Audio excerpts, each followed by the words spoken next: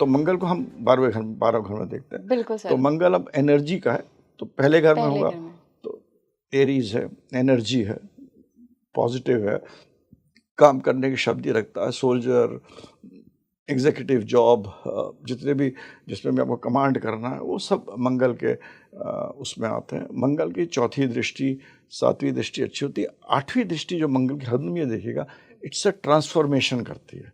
आदमी के लाइफ में ट्रांसफॉर्मेशन वही आएगा जहाँ पर मंगल की आठवीं दृष्टि पड़ेगी, या मंगल का जो अगर कोई प्लैनेट वहाँ है, कोई बैठा हुआ है, तो उस प्लैनेट के थ्रू ट्रांसफॉर्मेशन आएगा। अगर मंगल के 8वें में शुक्र बैठा है तो औरत के कारण उसके लाइफ में बहुत ट्रांसफॉर्मेशन आएगा फॉर दी पॉजिटिव। ये चीज़ एक 8वीं का ग्रह का बहुत इंपॉर्टेंट है। मंगल दूसरे घर में भी बहुत अच्छा होता है। मंगल दूसरे घर में आदमी को पैसा देता है, धन देता है। मंगल इज द कारक ऑफ जमीन, लैंड। अब मंगल और शनि आजकल अपार्टमेंट्स बन गया, तो मेरे को लगता है मंगल अपार्टमेंट्स का कारक है, बट मंगल इज द कारक ऑफ लैंड, भू का कारक मंगल है। तो मंगल लैंड का कारक है, मंगल धन का कारक है, मंगल बुद्धि का कारक है दूसरे घर में।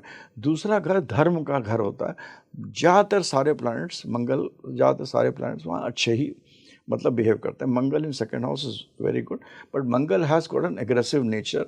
तो मंगल की वाणी एग्रेसिव है। तो जिनका दूसरे घर में मंगल हो तो उनको अपने वाणी पे कंट्रोल करना पड़ता है। वाणी के कारण उनके घर में वाद विवाद प्रॉब्लम हो सकती है। और इसी को कहते हैं मंगल, आजकल जो मंगल दोष जो होता है कि दूसरे घर में मंगल हो तो आदमी मांगलिक हो जाता है।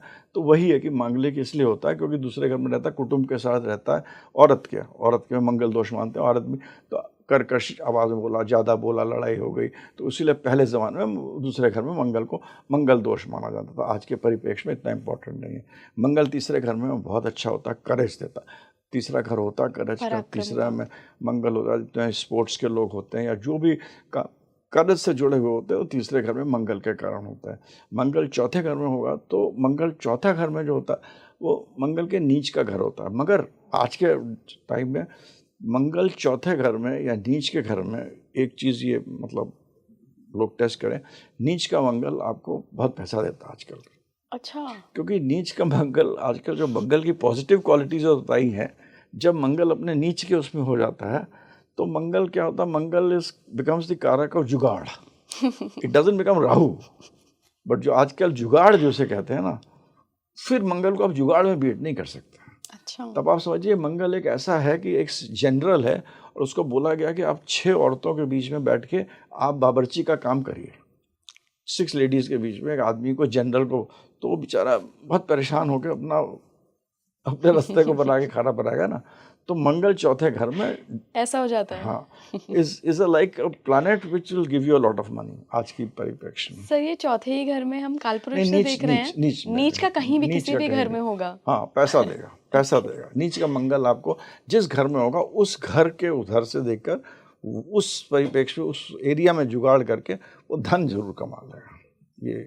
ये एक चीज़ है। तो नीच का मंगल को भी खराब नहीं मानना चाहिए, पर नीच का Mangal is not good for other things. जो अगर हम लोग मैरिज के बारे में डिस्कस करेंगे तो उसके में डिस्कस, क्योंकि मंगल इज़ नॉट अ प्लैनेट जो कि रिलेशनशिप या उस पर ज़्यादा मतलब लवी डवी प्लैनेट नहीं कर सकता है। एनर्जी है उसको, तो वो चीज it gives you the energy for doing other thing but not for this. Mangal 5वें घर में तो बहुत ही अच्छा होता है। 5वें घर में तो सूर्य का घर है, सूर्य का दोस्त है। It is good for any higher education, learning, military, in terms of it may not be very good for speculation, but acting वगैरह के लिए भी उस टाइप के रोल्स जो कि मंगल के परिप्रेक्ष्य। और भी हमें चीज़ें देखना चाहिए, आगे पीछे कौन सा प्लैनेट है, 5वां कौन सा, 9वां कौन सा। जब मैं देखता हूँ एस्ट्रोलॉजी तो हर प्लैनेट को देखना चाहिए, दूसरे में कौन सा, 12वें में कौन सा, 5वां 9वां बहुत इंपॉर्टेंट होता है, तीसरा 11वां का अपना रोल होता है, 7वें का अपना रोल होता है, 6ठे 8वें 12वें का अपना रोल। तो सारे प्लैनेट को, एक प्लैनेट को उसको अलग बना के सब तो देख कर ही आदमी पता होता है। तो वो कैविएट जैसे आप लगाती हैं वो हरदम लगाना चाहिए। मंगल 6ठे घर में होता है। मंगल खुद ही 6ठा घर रिपु दोष, रिपु ऋण और रोग, रिपु ऋण रोग, 3 चीज़ों का, एनिमी, डिजीज, डेट्स। तो मंगल तो खुद ही इन चीज़ों को रिजॉल्व करने की कोशिश करता है। तो मंगल 6ठे घर में जब होगा तो आदमी को अच्छा डॉक्टर बना सकता है, लॉयर बहुत अच्छा बना सकता है, डिस्प्यूट रेजोल्यूशन मैकेनिज्म, आर्बिट्रेशन, इन सब चीज़ों के लिए मंगल छठे घर में भी बहुत अच्छा चीज़ें देता है। मगर छठे घर में मंगल बिजनेस के लिए इतना अच्छा नहीं होता, क्योंकि it is not a business man. Mangal सातवें घर में इट इज़ गुड, आदमी करे, बिजनेस करे, जो भी करे, बट अकेला करे, क्योंकि मंगल की पर्सनालिटी ऐसी नहीं है कि भाई वो खुद ही इतना स्ट्रांग होता है, तो किसी के साथ बैठ कर उसमें थोड़ा सा राशि का भी आपको देखना पड़ेगा। घर तो आपका इसलिए ज़रूरी हम लोग देखते हैं, हम आप शायद घर इसलिए पूछते हैं, मैं भी सोचता हूँ घर ही से देखना चाहिए, कि पहले आदमी घर पहुँचता है। हाँ जी। तो घर में फिर वो कितना सजा हुआ है, उसके अंदर कितना बड़ा, वो हम राशि बाकी वगैरह चाहिए। तो मोटा मोटा मंगल सातवें घर में पार्टनरशिप नहीं करना चाहिए। मंगल आठवें घर में, मंगल का हेडक्वार्टर है आठवें घर, जिस तरह शनि का हेडक्वार्टर है ना आठवां घर, वो मंगल का भी हेडक्वार्टर है। मंगल आठवें घर में आपको, अब ये ज़रूर है, उसमें ये कहते हैं कि मंगल आठवें घर में सातवें से दूसरा होता है, तो वाइफ की जो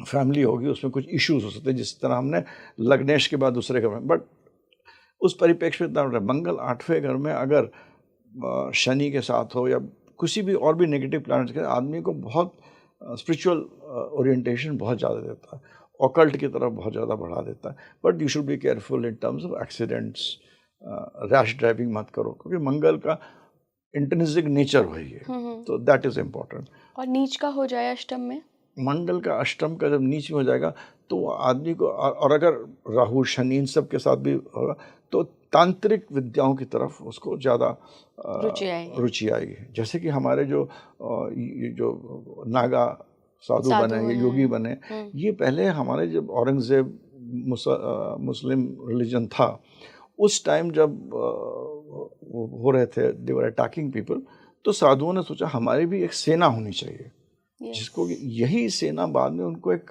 क्रम बनाया गया, किस तरह अपने आप को स्ट्रांग करो, उसमें स्पिरिचुअलिटी भी जोड़ी गई, and they were fighters to save religion. That is how, if you look at the Aghori panth जो पूरा आया है, वो इस तरह से आया है कि एक पूरा एक बहुत बड़ी गाथा है किस तरह अघोरी उत्पन्न हुए। मगर उत्पत्ति इसलिए हुई थी, दे वर बेसिकली मेंट, आए इसलिए थे कि हमें अपने धर्म की प्रोटेक्शन करना है, और उस धर्म की प्रोटेक्शन करने का हमें एक इस तरह की लाइफ को लीड करना है। फिर वो आगे चल के स्पिरिचुअलिटी से भी जुड़ गई। फिर स्पिरिचुअलिटी तो थी, बट और उसके आगे आगे पंथ बन गया, सब बन गए। मंगल 9वें घर में होगा तो फादर से डिस्प्यूट हो सकती है, but it is generally good for your fortune. Mangal 10th is one of the best places to have.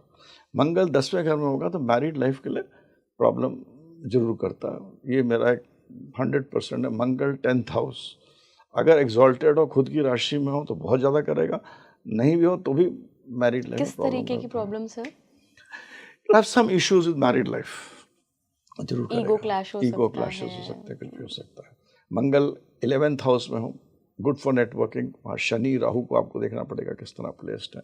अगर अच्छा प्लेस्ड है तो it is a good network, big network. अब आजकल सब तरह के जो लोग हैं, सात्विक, राजसिक, तामसिक, तो डिपेंड करता है शनि राहु कैसे, उसी तरह के लोगों से आपके संपर्क होंगे। अगर स्ट्रांग है, अगर नहीं स्ट्रांग है तो उस तरह के लोगों से संपर्क होंगे। अगर 11वें घर का मालिक अच्छा प्लेस है तो पैसा, तो एस्ट्रोलॉजी को प्रेडिक्शन के लिए तो अलग करना पड़ेगा एकदम। You can't give start Mangal in 11वें, but it is good. Mangal in 12th house, again it is very good. Mangal in 12th house लोग बहुत खराब मानते हैं, पर Mangal in 12th house I consider to be good, because Mangal ही एक ऐसा प्लैनेट है जो राहु को कंट्रोल कर सकता है।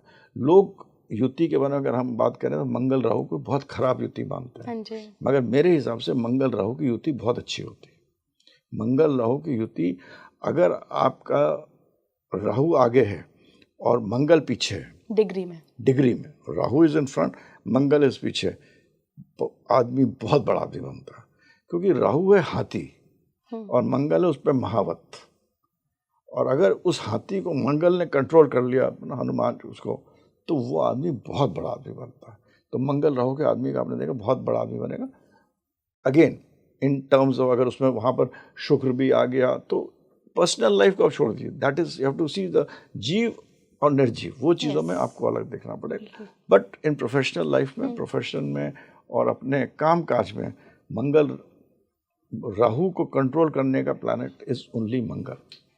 सो मंगल और राहु की युति के जो लोग खराब मानते हैं वो ना माने। मंगल राहु को शनि देख लेगा तो अगल बगल। मंगल और शनि में आपस में प्रॉब्लम है। बट मंगल शनि साथ जब होते हैं आज की तारीख में, कलयुग में, प्रोफेशनली मंगल शनि आपको बहुत ऊंचा बढ़ा सकता है। अगर आपस में एक दूसरे को देख रहे हो सर, आपस में एक दूसरे को देख रहे हो तो इतना अच्छा नहीं होगा, मगर साथ होंगे तो बहुत अच्छा है मंगल शनि। और उसमें अगर शनि आगे हो और मंगल पीछे हो तो ज़्यादा अच्छा है, क्योंकि हु इज कौन किसके पीछे है, सिंपल अरिथमेटिक, सिंपल लॉजिक के हिसाब से। पर शनि है, एनर्जी के साथ जा रहा है, बड़ा प्लानट है, उसके पीछे मंगल उसको एनर्जी दे देता है। तो मंगल शनि जब भी साथ होता है आदमी को बढ़ा देता है। पॉलिटिशियंस, बिजनेसमैन, अब वो क्या काम करेगा, राजस्विक काम करेगा, सात्विक काम करेगा, तामसिक काम करेगा, मगर सक्सेसफुल जरूर होगा, जिस जगह में प्लेस्ड होगा। तो इस तरह Mangal is basically energy, basically a commander in chief, basic your blood, और आपका स्पिरिचुअलिटी के लिए भी बहुत अच्छा है।